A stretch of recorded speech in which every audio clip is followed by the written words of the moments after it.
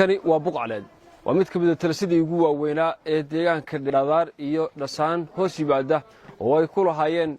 kooxaha khawaarijta argagixisada Daacish waxa iska cabir kalamayso kulmin ciidamada difaaca Puntland gacan ku haynta taliskan oo ahaa mid aad loo habeeyay isla markaasina ay u dhiseen buur iyo god ishaleelay ayuu ahaa taliskani isla markaasina ay qolfoofkan korkayga ku gadaaman ay ka hoos sameeyeen ciidaha dhagxaanta iyo shamiitada iyo ciidda ay ku wada gureen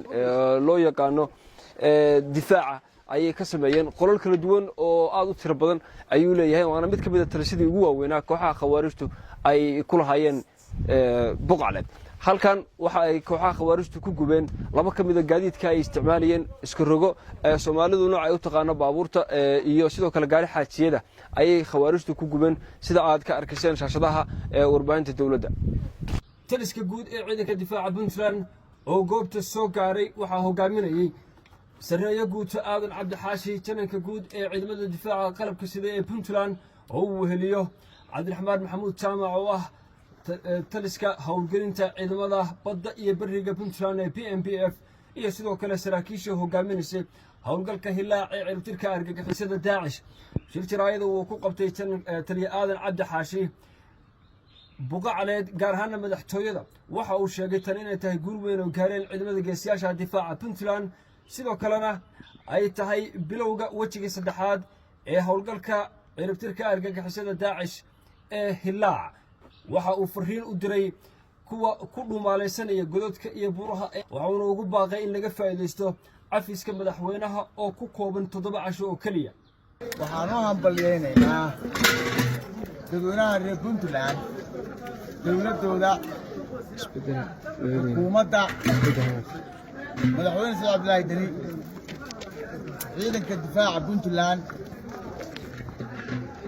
shacab weynaha jaaliyadaha bahda saxaafadda intii u danqanaysa arlada dalka iyo dadka Soomaali halkani waa markaskii dhexe ee shuurada Cabdulqaadir Muumin madaxa argagixisada Soomaaliya uu ku martigeliyay argagixisadii galbeedka Afrika waqooyiga Afrika iyo Middle East bariga jasiiradda Carab dadku uga yeeray oo meeshaan ku halaagsamay meeshii ku martigeliyay weeye nin baa yiri leadership hadda ka hor daanyeerku meelaysa korintay ma jeexsan Cabdulqaadir Muumin dan baa baday inuu ka helo waa ka gudbiisa deegaanka qiiqaya waa buuqo waa runtii xalmiskeed weeye waa deegaamadii 2017 ay kaga hareen January ciidanka Puntland nasiib wanaag maanta fursad u helay dowladda Puntland inay gaarsiiso nabad fayskii saddexaad sida madaxweynuhu ku dhawaaqay wuxuu noo bilowday shalay bal tan waxaa lagu dhamaystiray fayskii labaad insha Allah taala xarunta caafimaadka ku xigta halkaan waa gurigii suurada kani waa kii deegaanka chiefkiina waa kan waa loogu gelayaa boholaha meelaha tirsan oo ay ku sii harsan yihiin cafiskii madaxweynaha laga faa'iideysto dadka maxasta ah dhaawacyada caruuraha umulaha waxa la jiidayo maslaxadu ugu jiro in maaragtay ay marxaladan meeshay soo gaadhay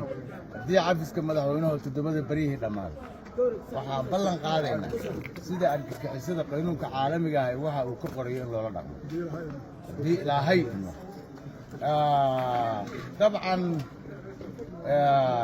fariinta waxaan u gudbinayaa Cabdiraxmaan Faahiye Ciise Cabdulqaadir Muumin talo gacanta uguma jiro qoysku uu ka dhashayna waa kuwa ciidanka hor socda halaagin dadka xijiga ka guran jiray baalada sare ilaa iyo tasdiiq iyo inta u dhaxaysa biyo kulule oo qoyska hoose aad ka soo jeedaa dhalinyarada aad cadaabta ku wada ka jooji waxaa ballan ilaahay Cabdulqaadir ciqaabta aad mudan tahay inaad naga hesho Cabdiraxmaan Faahiye haddii ilaahay idmo ninkaan la hadlaynaa maanta waa Cabdiraxmaan Cabdulqaadir maaha Cabdulqaadir talana ma hayo tabarna ma hayo waa iska war haynaa وعبد الرحمن dadka aad leedahay wuu idin magan gelinaya wuu idin barogtiinkaraynayaa way og yihiin arrintu sida ay tahay adigu wiilashaa halaagin sidaa baad u dhimanaysaa intaas baan cabdiraxmaan baahiye ciisana leeyahay ciidamada puntland waxaan leeyahay hambaliyo guul